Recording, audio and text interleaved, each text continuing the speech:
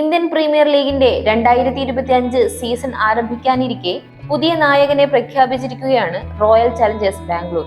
RCBയുടെ പുതിയ നായകനായി വിരാട് കോഹ്ലി എത്തുമെന്ന റിപ്പോർട്ടുകൾ സജീവമായിരുന്നു.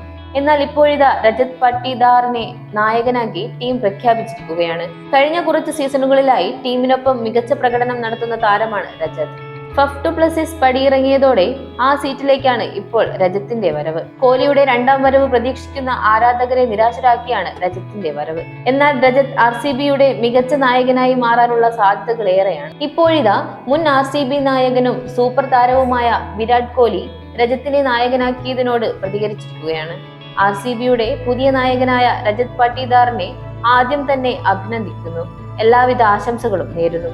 ഫ്രാഞ്ചൈസികൾക്കൊപ്പം നീ വളർന്നതും മികച്ച പ്രകടനം നടത്തിയും RCB ആരാധക ഹൃദയങ്ങളിൽ ഇടം നേടാൻ നിനക്കായി. അവരെല്ലാം നിന്റെ കളി കാണാൻ ആവേശത്തോടെ ഇരിക്കുകയാണ്. നിനക്ക് അർഹിച്ച നേട്ടമാണിത്. ഞാൻ ഉൾപ്പെടുന്ന ടീം അംഗങ്ങൾ നിനക്കൊപ്പമുണ്ട്.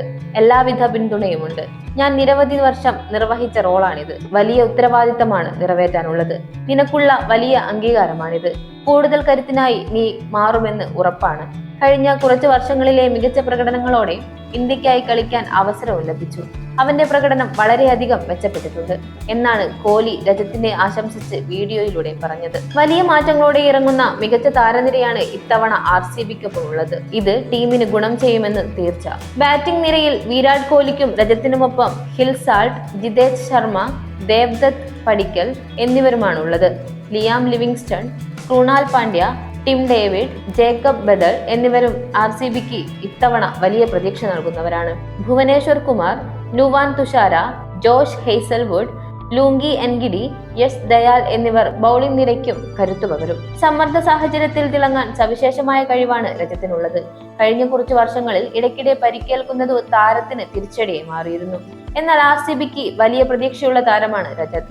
നിലവിലെ RCB താരങ്ങളിൽ ടീമിനെ നയിക്കാൻ ഏറ്റവും യോഗ്യനായ താരം രജത്താണെന്ന് നിസ്സംശയം പറയാം. രജത് പാട്ടിദാറിന്റെ IPLലെ കണക്കുകൾ നോക്കുമ്പോൾ 27 മത്സരത്തിൽ നിന്ന് 799 റൺസാണ് രജത് നേടിയത്.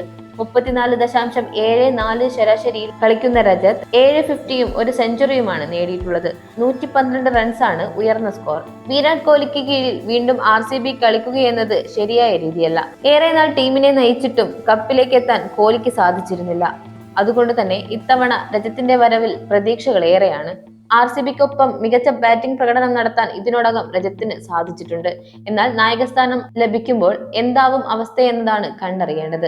എന്തായാലും രജത്തിൽ വലിയ പ്രതീക്ഷയുണ്ടെന്നാണ് കോഹ്ലി പ്രതികരിച്ചിരിക്കുന്നത്. RCBക്കൊപ്പം ചരിത്രമെഴുതാൻ രജത്തിന് സാധിക്കുമോ എന്ന് കണ്ടറിയാം.